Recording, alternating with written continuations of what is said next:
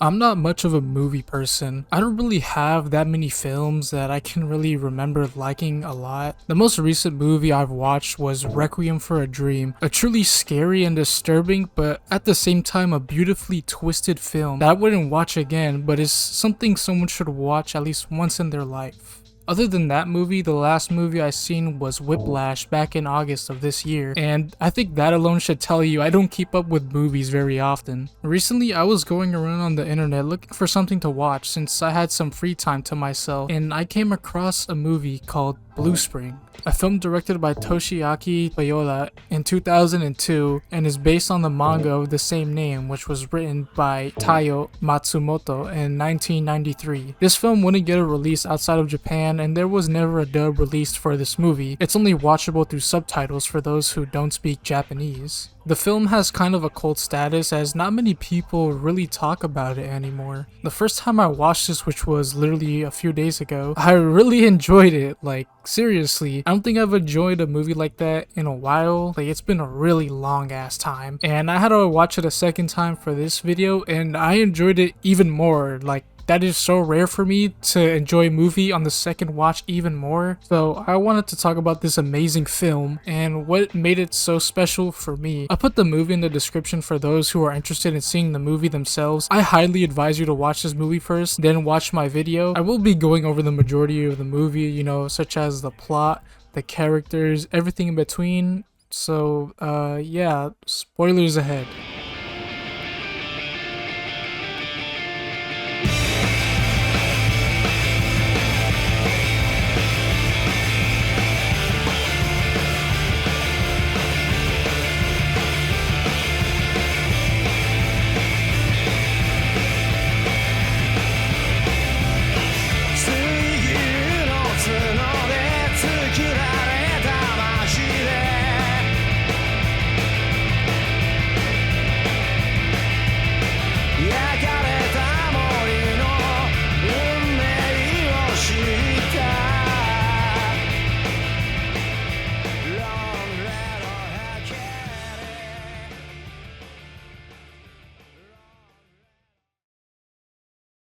I'm gonna give you a quick summary of the movie if you don't mind. So here's your last warning to watch the movie and come back to this video.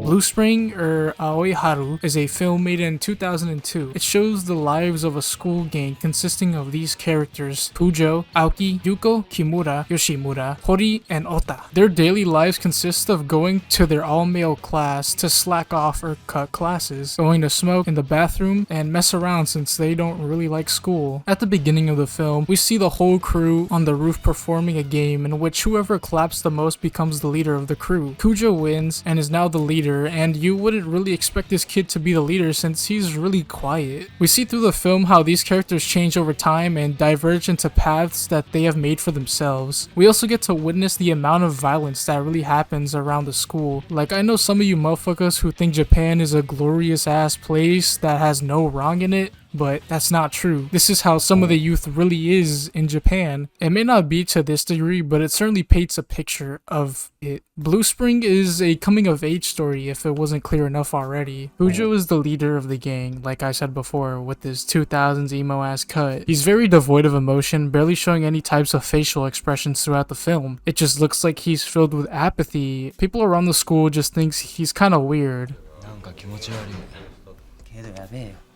森の花折ったってよ。番長だってよ。ただの暗いやつじゃなかったんだ。オタクだよ、オタク。嫌なクラス入ったな。怖い怖い。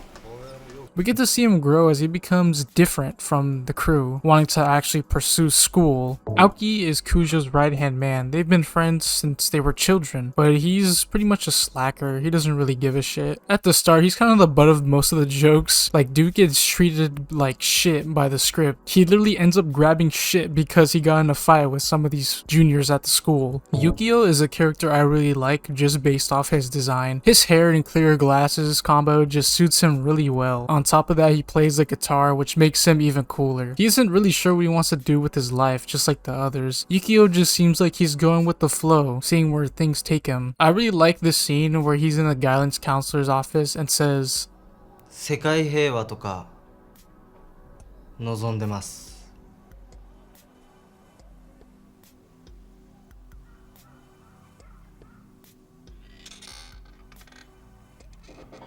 Kimura is another person in the crew who doesn't have interest in school, only baseball. He coaches and is friends with this freshman who's in the school's baseball team. He had a dream of going to nationals and winning a trophy, but screwed it up during a game that would have let him go to the nationals. To be honest, these are the only characters in the crew that matter the most, if I'm being honest, as the film really focuses on them, and even at the beginning of the film, you only see these four doing the clapping gate to signify that they're going to change somehow. The only side character that really has relevance to the movie is Sensei, as he tries to help out these boys. The person he was able to influence the most was Kujo, due to him not wanting to have ties to the crew no more. I really like Sensei just off his casting choice. He's just a happy little guy who likes to plant flowers, and he has a really good influence on Kujo throughout their time together. He's just a sweet guy. He cares about the crew, even showing them how to plant flowers in the schoolyard. I'm usually not the biggest fan of school settings in general. The only exceptions I have are the Persona series, but I mean, if it was any other type of medium, I really wouldn't give a shit. I mean, like, high school was cool and all for me personally, but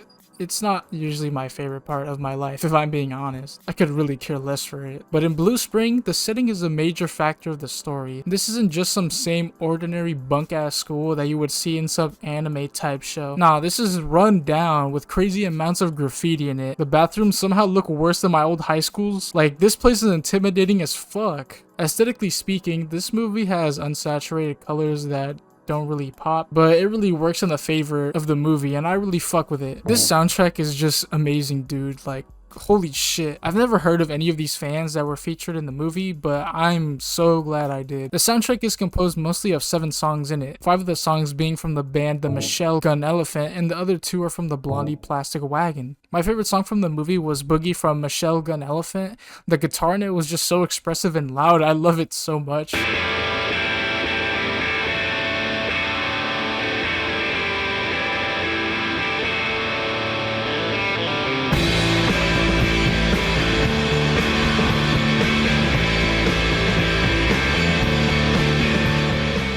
My other favorite song is Raspberry Dance by the Blondie Plastic Wagon.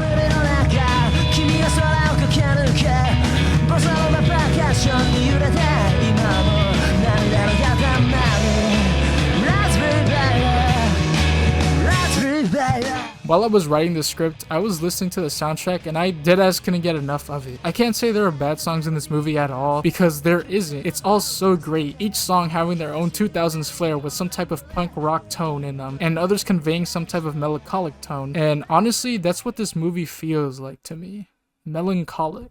Blue Spring translates to Aoi Haru, which means bleak or sad spring, or in Japanese context, the youth of a person, their inexperienced years. This is what the movie is ultimately about. The embodiment of youth, oneself realizing that they are getting older, seeing what adulthood is, and seeing that sooner or later their life will be changing. This film gives us a good description in how teenagers feel at a certain point in their life, when they realize they can't fuck around anymore and have to come to terms with growing up. And that's some real shit, dude. Previously in my Metal Gear Solid 2 video, at the end, I described how becoming older is something I fear, and I think this movie really encapsulates just how growing up can affect and make you think that your youth is coming to an end. It's something really scary for me to think about sometimes. Like I've stated before, these characters change throughout the movie. Kujo likes going to school and hangs out with Sensei. Aoki changes after him and Kujo have a fight. Yukio ends up killing Ota and going to jail, all because Ota was talking shit to him. Kimura enters the Yakuza, leaving the crew behind. The only remaining crew members are Kujo and Aoki, and since they don't really see eye to eye no more, Kujo wants nothing to do with him. Aoki starts dressing differently and starts his own crew, where he causes massive amounts of mayhem. Aoki and Kujo fight in the halls, showing how these boys have different goals in mind. Aoki realizes that their friendship has come to an end and becomes increasingly unhinged throughout the final parts of the film. Aoki ends up standing up on the roof of the school for the whole day and night. In the morning, Aoki is still standing up there, and as soon as Kujo walks through the school gate, he starts to perform the clapping game, in which Kujo knows he won't stop. He runs up the stairs knowing that if he doesn't get up there in time, Aoki might kill himself. He starts to reminisce about the time they first met when they were children while he's going up the stairs. When Kujo gets to the door and opens it, you can see on the door it says Aoki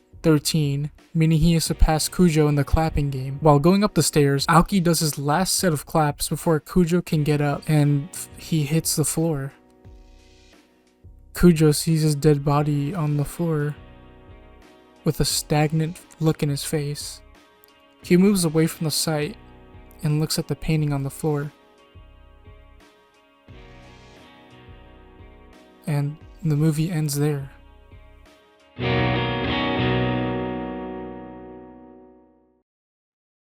It's a really sad tale of how those same people you grew up with won't always be with you in your life. Sometimes you need to let go of them even when you don't want to. That's the sad reality of life. I definitely relate to this a lot. I've had a lot of friendships in my life that didn't work out, and it sucks, but that's how things are, unfortunately. You can't change the people around you.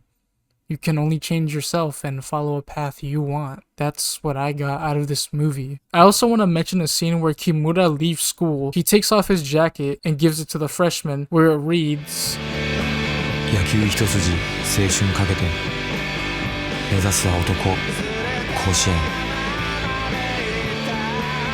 クソみたいな学校で野球だけが俺の花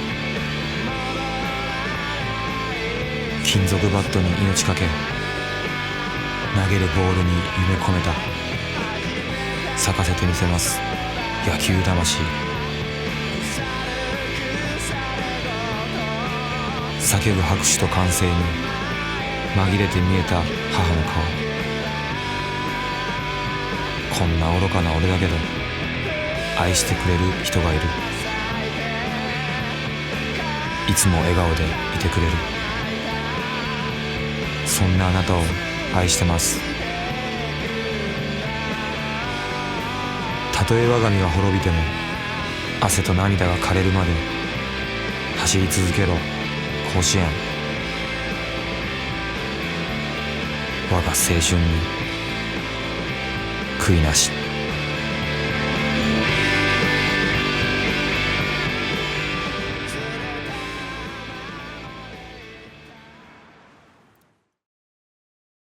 Blue Spring has recently become a movie that I love and will certainly continue to watch throughout my life. It is genuinely a good representation of how teens deal with growing up and losing friends along the way. I'm glad I got this movie recommended to me. I haven't connected with a film like this in a minute, and I hope some of y'all who watched it had the same feeling I did.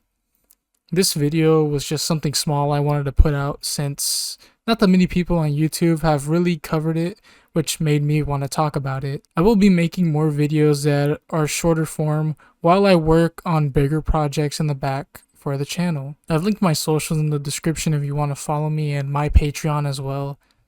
And thank you for watching this video. And in the words of Yukio, Peace.